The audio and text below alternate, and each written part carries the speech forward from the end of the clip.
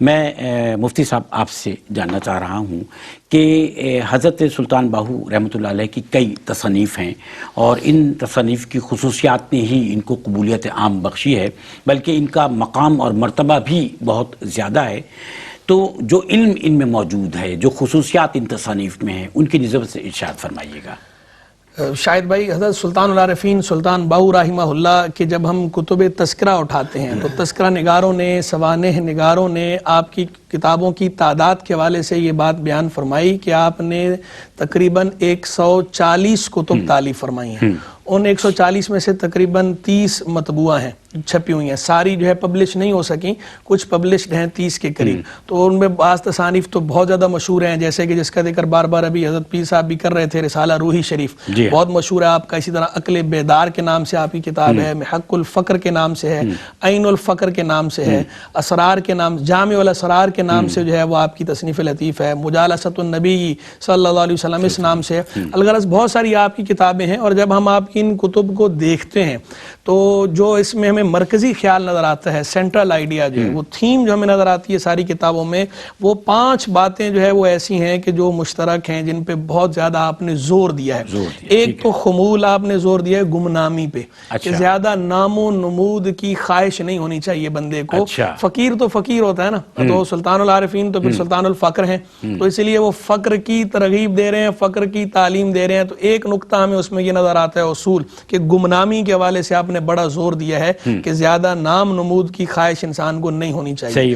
دوسرا نقطہ مرکزی اس کے اندر میں نظر آتا ہے ترک دنیا، دنیا کو ترک کرنے پہ بھی آپ نے بڑا زور دیا ہے، اور بلکہ آپ تو کیا کا جملہ تو بڑا ہی مشہور ہے، اور آپ کی کئی کتابوں میں وہ موجود بھی ہے کہ جو دنیا کا طلبگار ہو اس کو آپ مخنث قرار دیتے ہیں۔ آپ کہتے ہیں جو آخرت کا طلبگار ہے، فقط آخرت کا، وہ عورت ہے۔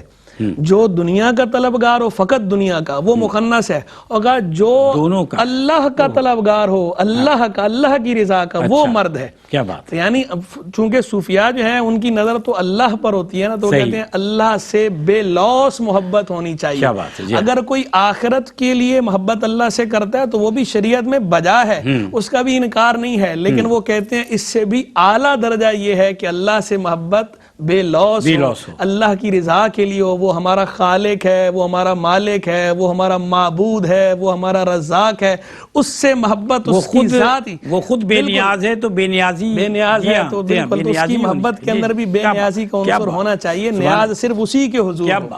تو اسی لیے جو ہے وہ اس پہ آپ نے زور دیا ہے۔ تیسرا نقطہ میں نظر آتا ہے شریعت مطہرہ پر استقامت کا، اور شریعت مطہرہ پر استقامت تو ہر صوفی نے زور دیا، اور سلطان الفقر تو پھر سلطان الفقر ہیں، سلطان العارفین ہیں، وہ کیوں نہ زور دیں، انہوں نے بھی اس پہ بہت زیادہ زور دیا۔ بلکہ آپ کا تو ایک فارسی شعر ہے، فارسی شعر میں آپ نے ایک بات کی، آپ نے اپنے بارے میں ارشاد فرمایا کہ ہر مراتب از شریعت یافتم، پیشوائے خود شریعت ساختم۔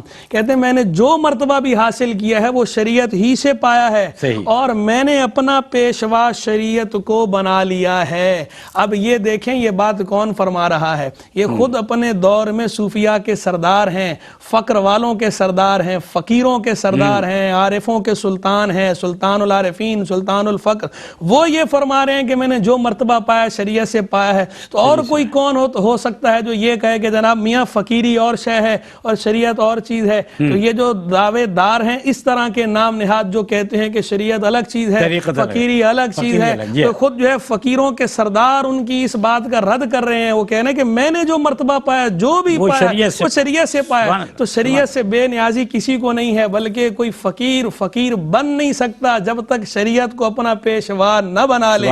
تو شریعت کی رہنمائی کی حاجت فقیر کو بھی ہے، غریب کو بھی ہے، امیر کو بھی ہے۔ ہر کوئی سطح ایسی نہیں ہے کہ جس سطح پہ آدمی شریعت کی رہنمائی سے بے نیاز ہو جائے، الا یہ کہ بندہ جو ہے مجذوب ہو جائے، کسی کی عقل زائل ہو جائے الگ بات ہے، لیکن جو ہوش و حواس کے عالم میں ہے شریعت رہنما ہے۔ چوتھا نقطہ جس پہ آپ نے زور دیا ہے وہ آپ نے زور دیا ذکر اللہ، اور اس میں بھی بالخصوص اللہ کے اسم ذات کا تصور، تاکہ انسان کا قلب اور انسان کی روح، انسان کا ذہن اللہ کی یاد سے منور رہے۔ آپ کے سلسلے میں اس پہ بڑا زور بھی دیا جاتا ہے اسم ذات کے ذکر پہ۔